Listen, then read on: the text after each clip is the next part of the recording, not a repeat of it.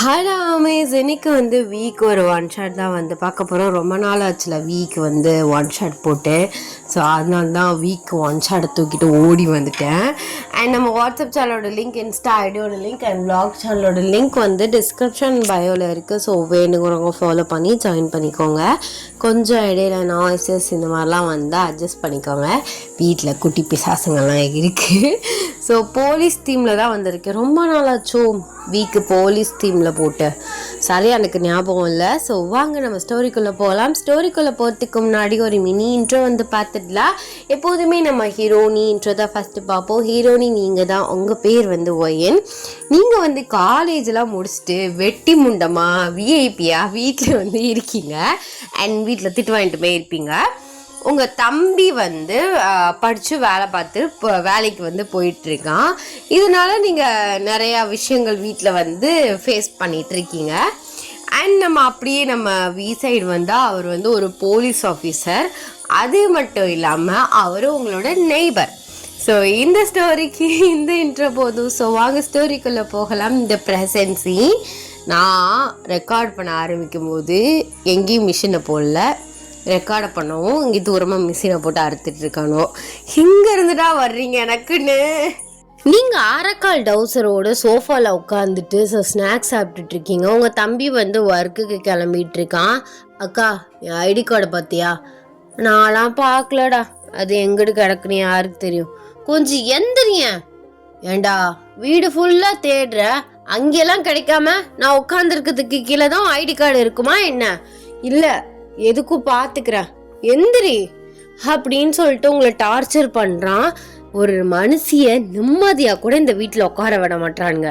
அப்படின்னு சொல்லிட்டு எந்திரிக்கிறீங்க. பார்த்தா ஐடி அங்கே தான் இருக்குது. பாரு, இங்கே தான் இருக்குது. நீ தான் அதுக்கு மேலே உட்காந்துருக்க. டேய், நான் என்னத்தடா கண்டேன்? நீ நேற்று கழட்டி போட்டிருப்ப. நான் அதையெல்லாம் பார்க்கல. நீ எதை தான் கவனிச்சிருக்க? வீட்டில் தண்டமாக தானே இருக்க. தம்பி இவ்வளோ சீக்கிரமாக கிளம்பிட்டு இருக்கானே, வேலைக்கு போகிறானே, தேடி கொடுப்போம் அப்படின்னு ஏதாவது பண்ணுறியா? உட்காந்து தின்னுட்டு இருக்க காலையிலேயே அப்படின்னு சொல்லிட்டு உங்களை திட்டிட்டு போகிறான். முளைச்சு 3 ஏழை விடலை, எனக்கு பின்னாடி பிறந்தது என்னை இப்படி அசிங்கப்படுத்திட்டு போகுது. சனியை முடிச்ச வேலை கிடைச்சா நான் ஏன் இப்படி வீட்டை திட்டு வாங்க போகிறேன்? எந்த வேலையும் கிடைக்கல. ஆஃபீஸ் சைட் போனாலே அடிச்சு பத்துறானுங்க. நான் என்ன பண்ணுறது அப்படின்னு சொல்லிட்டு நீங்கள் வாய்க்குள்ள முடங்குறேன்னு சொல்லிட்டு கொஞ்சம் சவுண்டாக பேசிகிட்டு இருக்கீங்க உங்கள் அம்மா பின்னாடியில இருந்து.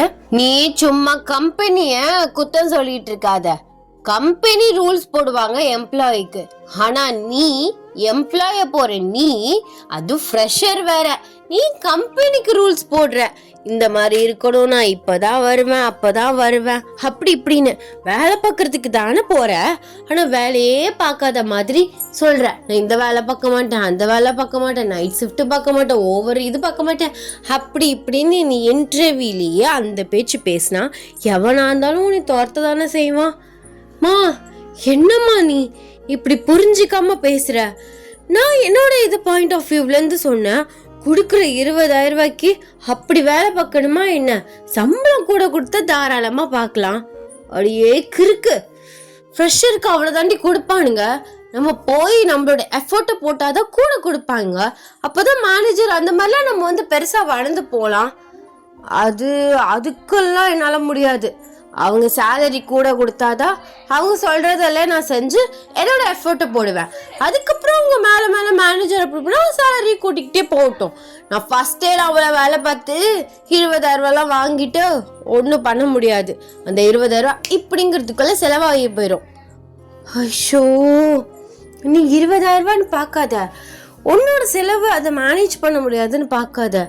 கொஞ்சம் கொஞ்சமாக தான் ஏன் ஸ்டெப் ஏறி போகணும். மா, காலையில் டென்ஷன் ஆக்காதம்மா. கிச்சனில் ஏதாவது வேலை இருந்தால் போய் பாரு போ அப்படின்னு சொல்லிட்டு நீங்கள் உங்கள் ரூமுக்கு ஓடி போயிடுறீங்க. அவங்க, இவளுக்கு என்ன சொன்னாலும் புரியாது. முதல்ல ஒரு மாப்பிள்ளைய பார்த்து கல்யாணம் பண்ணி கொடுக்கணும். ஆனால் இவ ஹவுஸ் ஒய்ஃபாக இருக்க கூட லாய்க்கு இல்லையே. சுடுதண்ணி கூட மூதேவிக்கு வைக்க தெரியாது. ஐயோ, நான் எல்லா சைடும் திட்டு வாங்கிட்டு இருக்கேன்னு பார்த்தா இவளை கட்டி கொடுத்தா அந்த வீட்லேயும் நான் திட்டு வாங்குவேன் போலையே. என்ன உங்கள் அம்மா சொல்லி கொடுத்துருக்கா அப்படி இப்படின்னு என்ன தானே கேட்பானுங்க. இவளை வச்சுக்கிட்டு அப்படின்னு உங்கள் அம்மா புலம்பிட்டு அவங்க கிச்சனுக்கு போயிடுறாங்க. நீங்கள் அப்படியே போயிட்டு பால்கனியில் நிற்கிறீங்க. என்னடா வாழ்க்கை இது, நம்ம பாயிண்ட் ஆஃப் வியூவே எவனுமே புரிஞ்சுக்க மாட்டானுங்க. பேசாமல் கல்யாணம் பண்ணி செட்டில் ஆகிடலாமா? பட் கல்யாணம் பண்ணாலும் வேலை பார்க்கணுமே, வீட்டு வேலை பார்க்கணும். நமக்கு கேஸ் ஸ்டவ்வே ஆன் பண்ண தெரியாது. ஆனால் சமைக்கிற மாதிரி நல்ல பேஷியண்ட்டாக பொறுமையாக கோமே வராத மாதிரி ஹேண்ட்ஸமாக ஒரு பையனை நான் எப்போ பார்க்குறது? எனக்குன்னு ஒரு ஐடியல் டைப் இருக்குது. அதே மாதிரி அவனுக்கும் ஒரு ஐடியல் டைப் இருக்கும். வேலைக்கு போகணும், இன்டெலிஜென்ட்டாக இருக்கணும், பேச தெரியணும், சமைக்க தெரியணும் அப்படின்னு அவன் ஒரு ஐடியல் டைப்பாக வச்சுருப்பான். அப்போது ஆப்போசிட் முட்டிக்கிறோமே. ஆனால் இனிமே ஒரு பையனை பார்த்து லவ் பண்ணி கல்யாணம் பண்ணி அதுக்கு நீ வேலைக்கே போயிடலாம் வேன் அப்படின்னு சொல்லிட்டு நீங்கள் புலம்பிகிட்டு இருக்கீங்க. பார்த்தா வந்து பால்கனி வழியாக நிற்கிறாரு. ஐயோ, நம்ம ஹேண்ட்ஸம் மேன் போல இருக்கே. அழகா இவனை அது உஷார் பண்ணலாம், ஆனால் இவெல்லாம் மடங்க மாட்டான். இவளுக்கு வரப்போறவ என்ன கொடுப்பனை பண்ணியிருக்காளோ, கொடுத்து வச்சவ அப்படின்னு சொல்லிட்டு தூரமாக ஒளிஞ்சு நின்று அவரை பார்த்துட்டு இருக்கீங்க. அவர் நீங்கள் பார்த்துட்டு இருக்கீங்கிறத தெரிஞ்சுக்கிட்டாரு. அவர் ஓரக்கண்ணில் பார்க்குறாரு. இவன் இங்கே தானே பார்த்துட்டு இருக்கா, திருட்டு போன ஸ்ட்ரைட்டாக தான் பார்த்தா என்ன, அது என்ன ஒளிஞ்சு நின்று பார்த்துட்டு இருக்குது? ஒருவேளை எனக்கு பயப்படுறாளோ, போலீஸ்மேன் கேஸ் எதுவும் போட்டுருவாருன்னு பயப்படுறாளா என்னன்னு தெரியலையே. இவக்கிட்ட எப்படியாவது டாக்க ஸ்டார்ட் பண்ணலான்னு பார்த்தா அதுக்கான வாய்ப்பும் அமைய மாட்டேங்குது. என்ன பண்ணுறது? பேசாமல் உங்கள் வீட்டுக்கு சும்மா போகலாமா? சும்மா இப்படி போகிறது 1 month தான் ஆகுது. போன உடனே போனாலும் ஒரு மாதிரியாக நினச்சிப்பாங்க. ஆனால் போன உடனே போயிருந்தா கூட அப்போயாவது நான் அந்த மாதிரி நெய்பர் இப்போ தான் வந்திருக்கேன், பேச்சுலராக இருக்கேன் அப்படி இப்படின்னு எதையாவது சொல்லியாவது ரூட்டை போட்டிருக்கலாம். அப்பயிலே இப்படி இருக்க பொண்ணு இருக்குது அப்படிங்கிறது எனக்கு தெரியாமல் போச்சு. ஆனால் இனிமேல் போனால் என்ன சொல்லுவாங்க, ஏதாவது ரீசன் கிடைக்கணுமே அப்படின்னு அவர் அவரோட சைடில் யோசிச்சுட்ருக்காரு. திடீர்னு உங்கள் அம்மா கூப்பிடுறாங்க அப்படின்னு சொல்லிட்டு நீங்கள் கீழே போயிடுறீங்க. அவருமே ஒர்க்குக்கு கிளம்பி போயிடுறாரு. இப்படியே அந்த டே போகுது. ஸோ கொஞ்சம் நைட் ஆகுது. நீங்கள் உங்கள் ஃப்ரெண்ட்ஸ் கூட வெளியில் போயிட்டு பயங்கரமாக குடிச்சிட்டு ஒரே வண்டியில் 3 பேரை இராணுவ படம் மாதிரி இறங்கிட்டு இருக்கீங்க. கரெக்டாக டே நிற்கிற இடமா ஸ்டாப் பண்ணிடுறீங்க. பட் உங்களுக்கு டேன்லாம் தெரியல. குட் மார்னிங் சார், நாங்கள் குடிக்கலாம் இல்லை அது அப்படின்னு உளறிடுறீங்க. ஸோ உங்கள் ஃப்ரெண்டு ஒருத்தி மட்டே ஆயிட்டா. அவர் உங்களை பார்த்து ஷாக் ஆகுறாரு. என்ன பண்ணிட்டு இருக்க நீ? நான் ஒன்றுமே பண்ணலையே. ஆக்சுவலாக நாங்கள் ஃப்ரெண்ட்ஸாக வெளில போனோம், பர்த்டே பார்ட்டி. இவ தான் அந்த மட்டையாக கிடைக்கிறாளே, அவளுக்கு தான் இன்னைக்கு பர்த்டே. ஆனால் நாங்கள் ஜூஸ் தான் குடித்தோம். ஆனால் அதில் யாரோ எங்களுக்கு சரக்கு மிக்ஸ் பண்ணி கொடுத்துட்டாங்க அப்படின்னு நினைக்கிறோம். அதான் ஒரு மாதிரி தலை சுத்திட்டே இருக்கு. அடியே எந்திரி, போலீஸ் ஆஃபீஸர் நிற்கிறாரு, ஒரு சல்யூட் போடணும்ல, எந்திரி அப்படின்னு சொல்லிட்டு உங்கள் ஃப்ரெண்டை போட்டு எழுப்புறீங்க. இன்னொருத்தி சொல்கிறா, ஏண்டி இங்கே நிறுத்துனா அப்புறம் ஃபைன் அது இதுன்னு போட்டுருவாங்க, நம்மகிட்ட காசு இருக்கா, முதல்ல நீ வண்டி எடு அப்படின்னு சொல்கிறா. டக்குன்னு டே சாவியை பிடுங்கிடுறாரு. சார் சாவியை கொடுங்க சார், நாங்கள் வீட்டுக்கு போனோம், எங்கள் அம்மா என்னை தேடுவாங்க. நீ ஒன்று வீட்டுக்கு போவேனா, நான் கொண்டு போய் விட்டுக்கிறேன். என் வீடு எப்படி உங்களுக்கு தெரியும்? அதெல்லாம் எனக்கு தெரியும், நீ இறங்கு. சார், இந்த 2 பொண்ணுங்க அட்ரஸையும் எப்படியாவது விசாரிச்சு இல்லாட்டி உங்கள் பேரண்ட்ஸ்க்கு கால் பண்ணி வர சொல்லிடுங்க. இவன் வேறு யாரும் இல்லை, என்னோட நெய்பர் பொண்ணு தான், நானே போய் விட்டுறேன். சரி சார், நீங்கள் பார்த்து போங்க அப்படின்னு சொல்கிறாங்க. டே உங்களை கையை பிடிச்சி காரில் ஏற்றுறாரு. எங்கே சார் கூப்பிட்டு போகிறீங்க? நீங்கள் என்ன தப்பாக நடந்துக்க பார்க்குறீங்களா? நாளை எங்கேயும் வரமாட்டேன். எங்கள் அம்மா இந்த மாதிரி பசங்க கூடலாம் போனால் திட்டுவாங்க. திட்டுவாங்க. இப்படி மிட் நைட்டில் குடிச்சிட்டு அது 3 பேர் ஒரு வண்டியில் வர்றீங்க, அதெல்லாம் உங்கள் அம்மா திட்ட மாட்டாங்க, என் கூட வரதான் திட்டுவாங்களா என்ன? ஆமாம் திட்டுவாங்கல்ல. நாங்கள் ஸ்ட்ரைட்டாக எங்கள் ஃப்ரெண்டு வீட்டுக்கு போயிடுவோம். நான் நாளைக்கு காலை எழுந்திரிச்சு எங்கள் வீட்டுக்கு போவேன். ஆனால் இப்போது அவங்க உங்களோட பார்த்துருவாங்களே. நான் குடிப்பேன்னு அவங்களுக்கு தெரியும், இருந்தாலும் வேணாம், நான் என்னோடய ஸ்கூட்டிலே போய்க்கிறேன். அது உன் ஸ்கூட்டிலாம் கிடையாது, உன் ஃப்ரெண்டோட ஸ்கூட்டி தானே. நாங்கள் அது ஆளுக்கு அவங்க ஸ்கூட்டின்னு சொல்லிக்கிடுவோம். அது ஃப்ரெண்ட்ஸ்குள்ளே அப்படிலாம் இல்லை, ஓ ஸ்கூட்டி என் ஸ்கூட்டின்லாம்.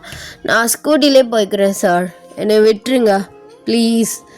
அப்புறம் அவங்களோட போனால் எங்கள் அம்மா ஏதாவது ஒன்று சொல்லிகிட்டு இருப்பாங்க. இனி சும்மாவே எங்கள் வீட்டில் வேலைக்கு போகலன்னு டார்ச்சர் பண்ணிட்டுருக்காங்க. இதில் இது வேறு புதுசா? அதெல்லாம் ஒன்றும் சொல்ல மாட்டாங்க, நான் சொல்லி விட்டுறேன். அம்மா உங்கள் அப்பா எங்கே இருக்காரு?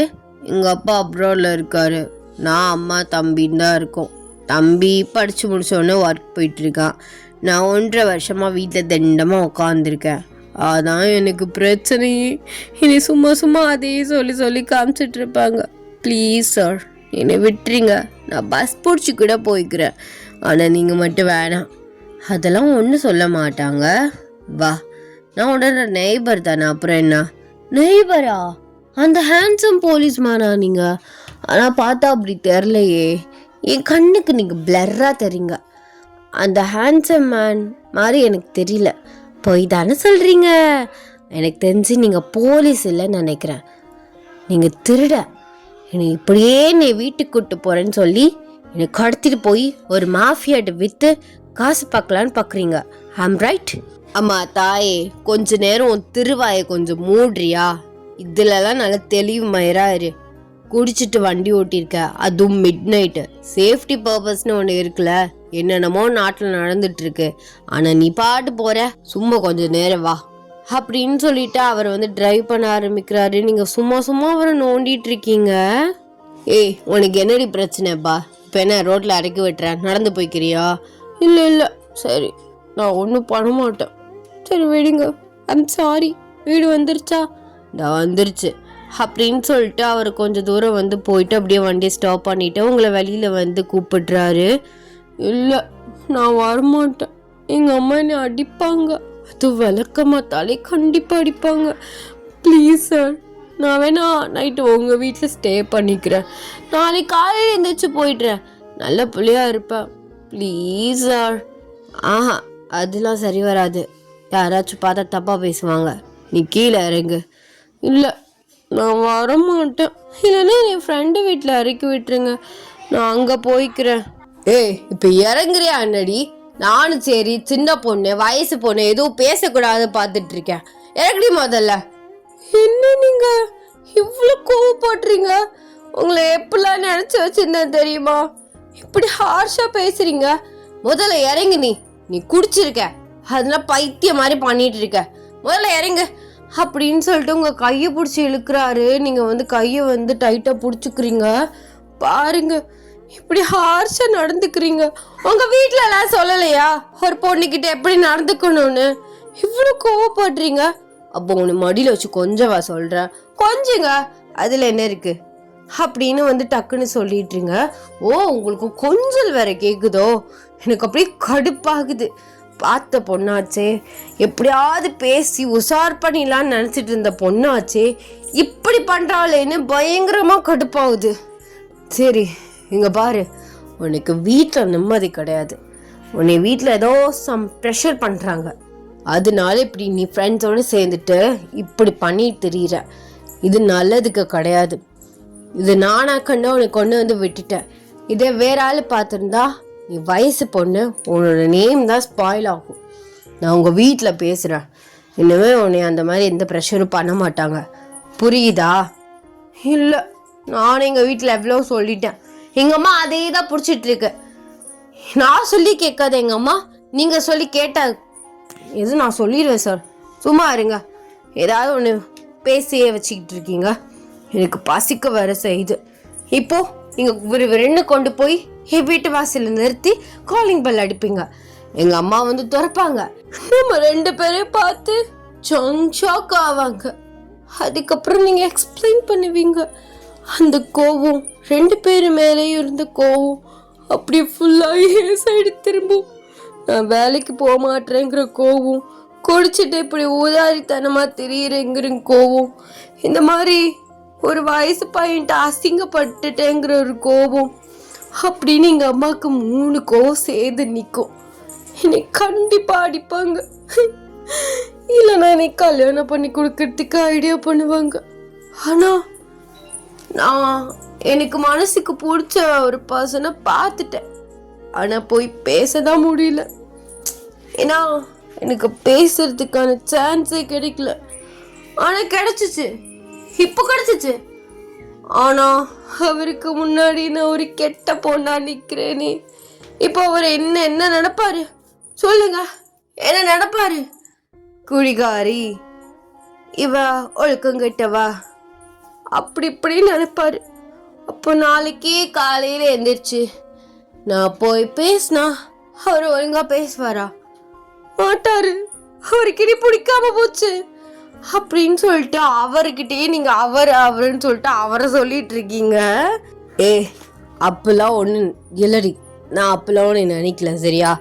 நீ எதுக்கு ஓவர் திங்க் பண்ற?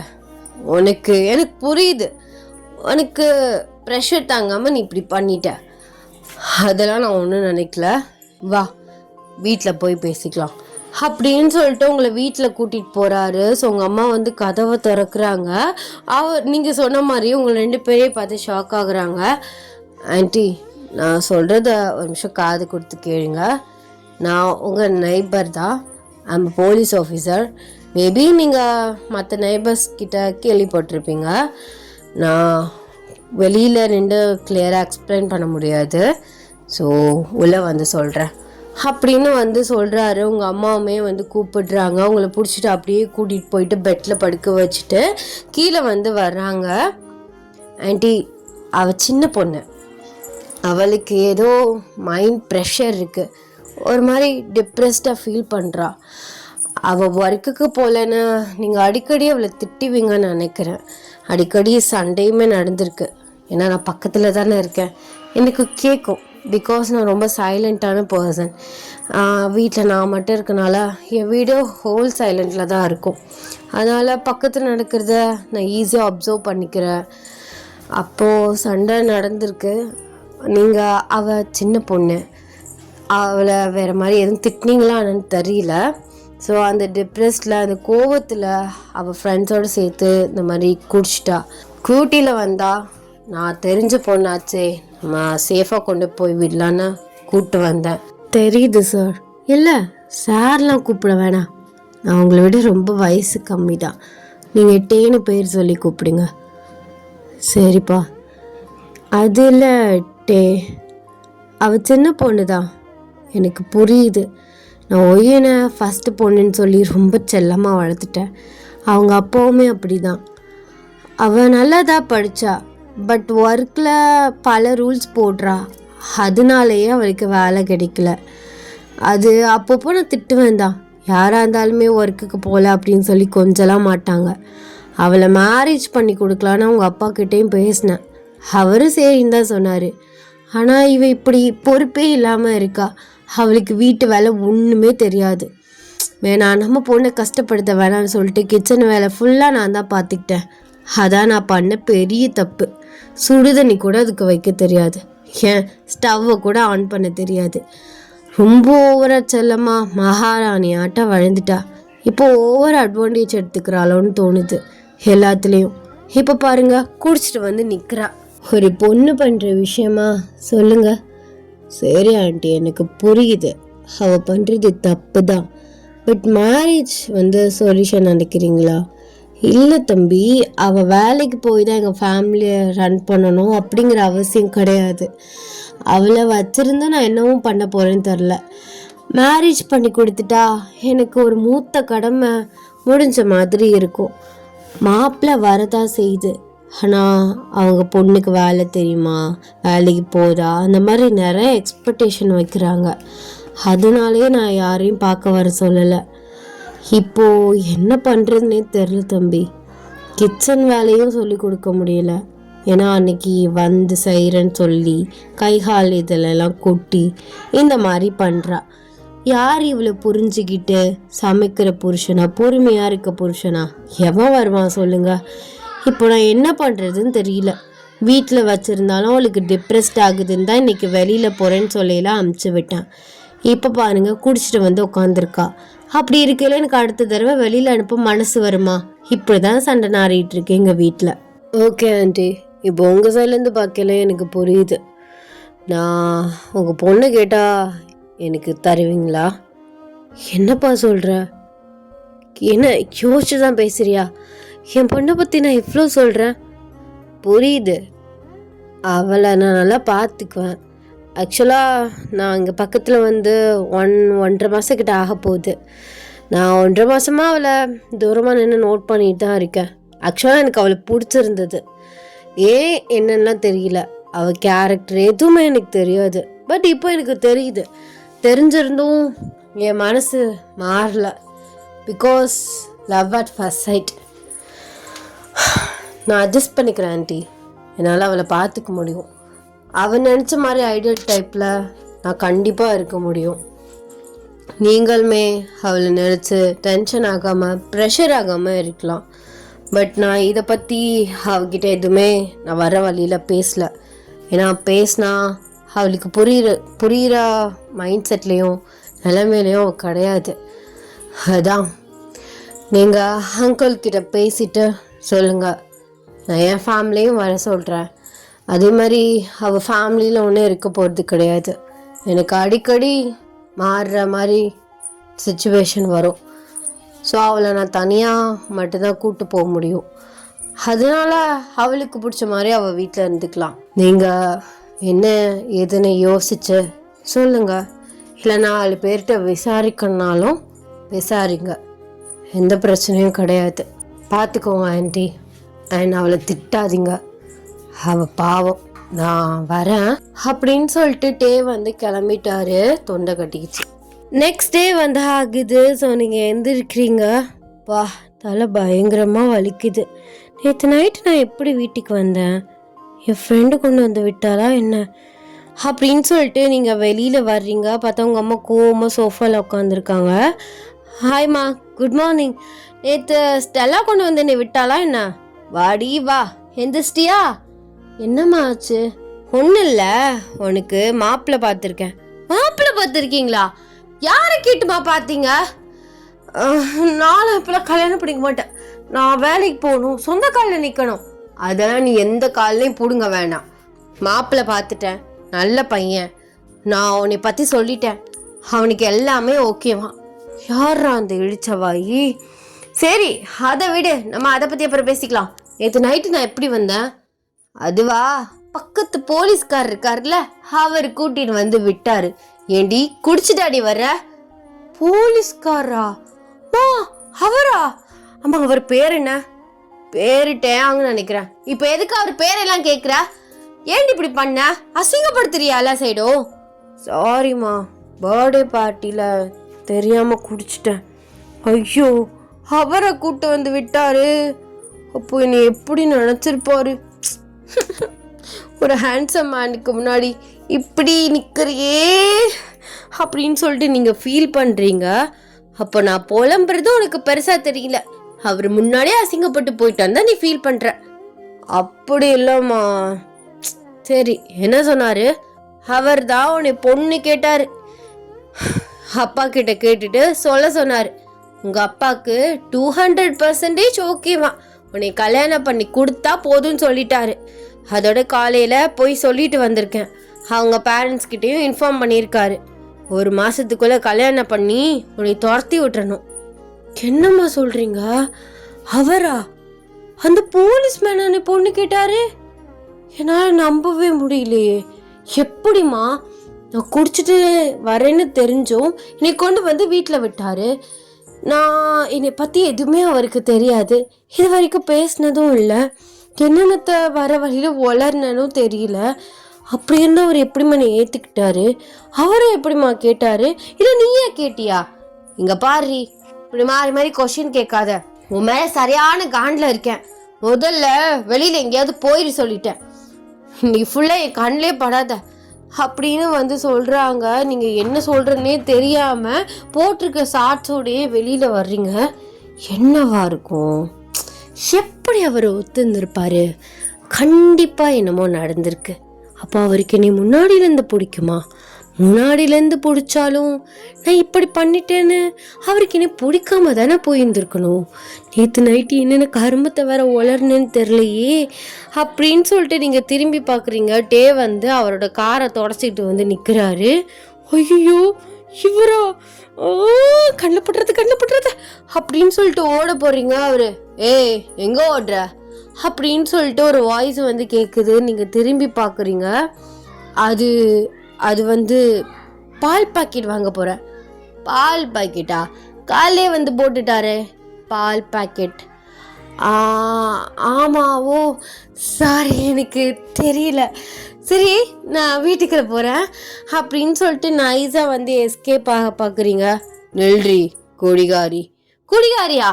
நான் குடிகாரிலாம் இல்லை. நேற்று ஃபஸ்ட் டைம் அது ஃப்ரெண்ட்ஸ் கூட தெரியாமல் குடிச்சிட்டேன். ஓ, அது சரக்குன்னு தான் தெரியாமல் குடிச்சிட்டேன் அப்படிதானே?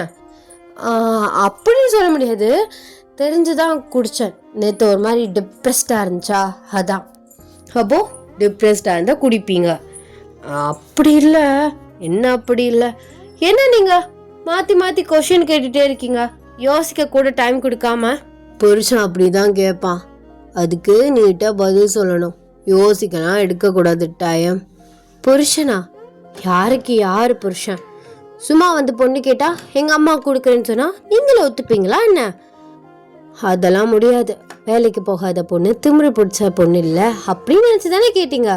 நீ திமிரு பிடிச்சவன்னு எனக்கு நல்லாவே தெரியும். அப்போது எங்கள் அம்மா ஏதோ பொய் சொல்லியிருக்காங்க, நான் நல்லா சமைப்பேன் அப்படி இப்படின்னு ஏதாவது சொல்லியிருப்பாங்க. உனக்கு கேஸ் ஸ்டவ் கூட ஆன் பண்ண தெரியாது.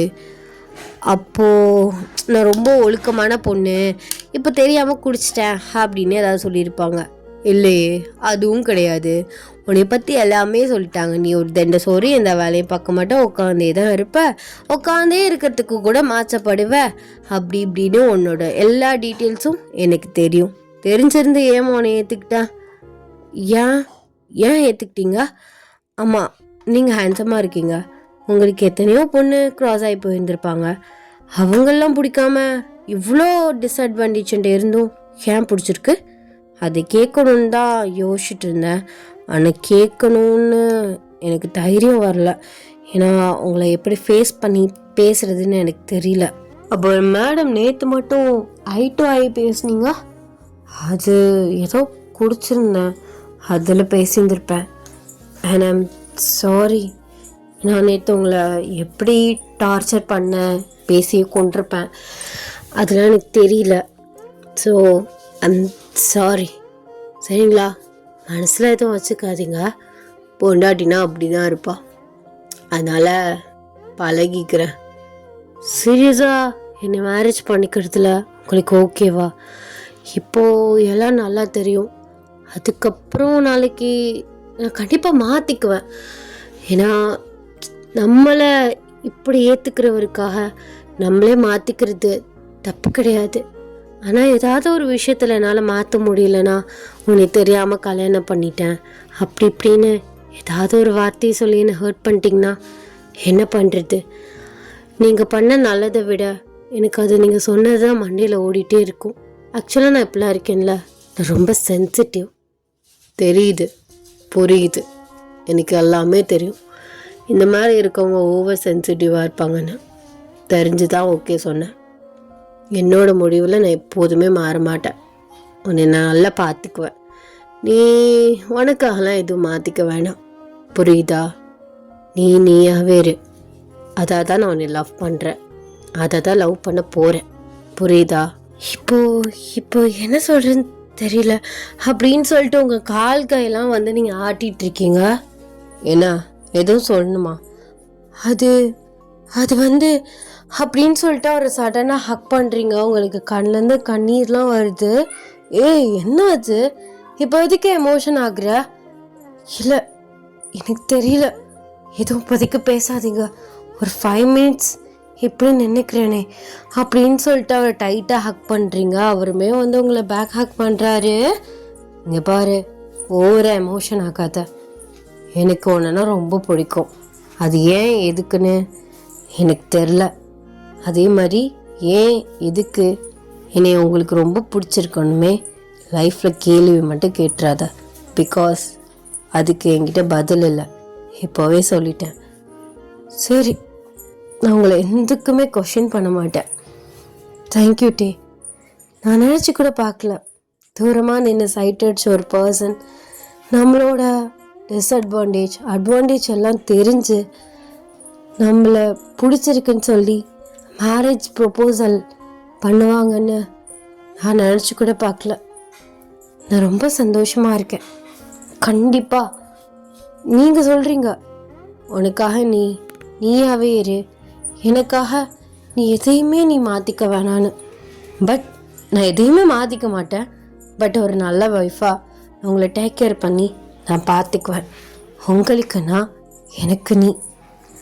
இனிமே நம்ம லைஃப்குள்ளே யாருமே வரமாட்டாங்க, நம்ம குட்டி பிரின்சஸஸ் தவிர அப்படின்னு சொல்கிறீங்க. ஸோ அவர் நீங்கள் சொல்கிறத கேட்டுகிட்டே சிரிச்சிட்ருக்காரு.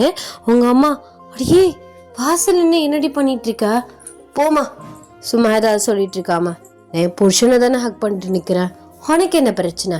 அது சரி, அப்போ சும்மாவே எனக்கு மரியாதை இல்லை, இன்னமே சுத்தமாக கிடையாது, நான் உள்ளே போயிடுறேம்மா அப்படின்னு சொல்லிட்டு உங்கள் அம்மா உள்ளே போயிடுறாங்க. டே ஹக்கை பிரேக் பண்ணிவிட்டு உங்கள் 4-8 கிஸ் பண்ணுறாரு. எதை பற்றி யோசிக்காத, சீக்கிரமாக கல்யாணம் பண்ணிக்கலாம், சரியா? சரிங்க, சீக்கிரமாகவே கல்யாணம் பண்ணிக்கலாம். ஆமாம், எனக்கு மேரேஜ் ப்ரப்போஸ் பண்ணிங்க, லவ் ப்ரப்போஸ் இன்னும் பண்ணலையே. அது பெருசாக பண்ணலான்னு நினச்சேன். சரி, இப்போதைக்கு உனக்காக ஐ லவ் யூ டூ அப்படின்னு சொல்லிட்டு அவரை ஹக் பண்ணிக்கிறீங்க. Theta, happy ending. என்னன்னு தெரில, தொண்டை சிக்கிக்கிச்சா கட்டிக்கிச்சு, கத்திட்டு இங்கே சிரிச்சுக்கிட்டு இருந்தேன். அதுக்கப்புறம் எனக்கு டஸ்ட் அலர்ஜி மாதிரிலாம் 2 தும்மும் வந்துச்சு. அதுலேருந்து ஒரு மாதிரி இருக்குது. நேற்று ஃபங்க்ஷன் முடிஞ்சிச்சு, வரையில் ஜூஸ் குடித்தேன், ஐஸா பவுண்டாக குடிச்சிட்டு அப்புறம் இங்கே நைட்டு ஒரு 7 மணி போல் ஐஸ்கிரீம் சாப்பிட்டேன். அதுக்கு தான் எஃபர்ட் காட்டுது, இல்லாட்டி காட்டாமல் இருக்குமா? நானும் என்னடா பண்ணேன்னு யோசித்தேன். ஸோ வர நம்ம ஸ்டோரி லைன் ரொம்ப டவுனாக போகிற மாதிரியே எனக்கு ஃபீல் ஆகுது. ஒரு மாதிரி ப்ரெசன்டேஷன் கொடுக்க முடியலையா, ஒரு மாதிரி கம்ஃபர்டபுள் கிடைக்கலையான்னு தெரியல. எனக்கு இந்த வீட்டில் ஷிஃப்ட் ஆனதுக்கப்புறம் எனக்கு சுத்தமாக கம்ஃபர்டபுளே இல்லை. ஒரு விளாக் கூட எடிட் பண்ணி ரெக்கார்ட் பண்ணி வச்சுருந்தேன், அதுலேயுமே ஃபுல்லாக நாய்ஸ். இந்த சனியும் பிடிச்சது டப்பா வச்சுக்கியாவும், சாரி, எவ்வளோ வச்சுருக்காங்க, நானும் நடக்கிறேன் இடிச்சிக்கிட்டே இருக்கு, சும்மா டென்ஷன் ஆகிக்கிட்டு. ஸோ நெக்ஸ்ட்டு ஒரு ஐயோ நான் ஜேகேக்கு சீரியஸ் ஆரம்பிக்கணும்னு சொன்னேன். ஸ்கூல் லீவே முடிஞ்சிடும் போல். அப்படி இல்லைன்னா நல்லா ஏதாவது ஒரு 1 ஷாட் கொஞ்சம் லாங்காகவே பார்க்கலாம். நான் நைட்டில் ரெக்கார்ட் பண்ண ட்ரை பண்ணுறேன். நான் மார்னிங்கில் நம்ம யாரையுமே குத்த சொல்ல முடியாது, அவங்கவுங்க வேலையை பார்ப்பாங்க. அந்த சவுண்ட் போடாதீங்க, இந்த சவுண்ட் போடாதீங்க, பசங்களெல்லாம் ஒன்றுமே சொல்ல முடியாது. ஸோ நைட்டு நான் ரெக்கார்ட் பண்ண பார்க்குறேன். இன்னும் ஒரு 3 டேஸில் ஜேகேயோட 1 ஷாட்டோட நான் உங்களை மீட் பண்ணுறேன். ஐ ஹோப் உங்களுக்கு இந்த 1 ஷாட் பிடிச்சிருக்கும்னு நான் நினைக்கிறேன். சும்மா கொஞ்சம் மைல்டாகவே கொண்டு போனேன், பிகாஸ் நான் போஸ்ட் போட்டே ஆகணும். அதனால ஏதோ ஒரு நாய்ஸாக இருந்தாலும் ஓகே அப்படின்னு நான் போட்டிருக்கேன். ஸோ எப்படி இருந்துச்சு அப்படின்னு சொல்லிட்டு மறக்காமல் கமெண்ட்ஸில் சொல்லுங்கள். என்னால் முடியல, தொண்டை கட்டி வாய்ஸ் மாறல, பட் ஒரு மாதிரி அடைக்கும்ல, பேச முடியாத மாதிரி, அந்த மாதிரி இருக்குது. அப்புறம் உங்கள் லீவ்லாம் எப்படி போகுது அப்படின்னு சொல்லிட்டு சொல்லுங்கள். சேஃபாக இருங்கடா எல்லாருமே. எதுவும் சொல்கிற மாதிரி இல்லை, என் வாழ்க்கையில் எதுவும் சொல்கிற மாதிரி இல்லை. அண்ட் நான் போகாத கிளாஸுக்கு நேற்று போய் சர்டிஃபிகேட் வாங்கிட்டு வந்துட்டேன். ஸோ கிளாஸுக்கு இனிமேல் தான் நாளையிலேருந்து போகணும். இன்றைக்கி அம்மா வெளில போயிருக்காங்க, ஸோ நாளையிலேருந்து போகணுன்னு முடிவு பண்ணியிருக்கேன். எனக்கு ஃபேமிலி சப்போர்ட் இருக்குது, பட் ஃபேமிலியோட சுச்சுவேஷனால் போக முடியாமல் போயிடுது, யாருக்கு அது முடியாமல் போயிடுது, ஏதாவது ஒரு வேலையாக போயிடுது, அப்படி இந்த நாள் ஓடி போயிடுது. ஓகே, எல்லாம் சேஃபாக இருங்க, ஜாலியாக என்ஜாய் பண்ணுங்கள் லீவை. ஆனால் பண்ணவும் முடியாது, எனக்கு கொஷின் இதெல்லாம் கொடுத்துட்டு அசைன்மெண்ட் வர எழுதிட்டு வர சொல்லுவாளுவோம். எனக்கு சொல்கிற மாதிரி இல்லை லைஃபு. அண்ட் கேக் கூட நினச்சேன்டா, பிடிஎஸோட கம்பெனி ஹைப்பி லேபிள்ஸ் மும்பையில் லான்ச் ஆக போகுது அப்படின்ட்டு நியூஸ் வந்துச்சு. பட் எனக்கு அதை பற்றி இன்னும் கிளியர் அவுட்டாக தெரியல. கம்பெனி எதுவும் கொலாபரேஷனில் வர்றாங்களா இங்கே இருக்க கம்பெனியோட, இல்லை கம்பெனி கட்டி ஓப்பன் பண்ண போகிறாங்களா அப்படிங்கிறது எனக்கு புரியலை. நான் அதை பற்றி சர்ச்மே பண்ணல, அதை அப்படியே விட்டுட்டேன். இப்போ அடுத்து மூக்கு அரிக்குது, அப்புறம் தொண்டை அரிக்கும், அப்புறம் நீ ஃபுல்லாக அலர்ஜியில் சாவடிக்க போது. நல்ல வேலை ரெக்கார்ட் பண்ணிட்டேன். ஸோ அதை பற்றி யாருக்காவது தெரிஞ்சால் கொஞ்சம் வந்து சொல்லுங்கள். அண்டு ஜேகேக்கு வந்து எந்த தீமில் போடலாம், கொஞ்சம் சைக்கோ தீமில் போடலாமா இல்லை ஐடோல் தீமில் போடலாமான்னு யோசிச்சுட்ருக்கேன். ஸோ ஓகேடா, பார்க்கலாம், நெக்ஸ்ட் வீடியோவில் பார்க்கலாம். அன்டில் தென் டாடா பாய். சாராங்கில லவ் யூன்னு தான் கத்துவேன். விலாக் சேனல் சாராங்கின்னு சொல்லி இதுவே சாராங்கின்னு வருது. சரி டாடா பாய், லவ் யூ.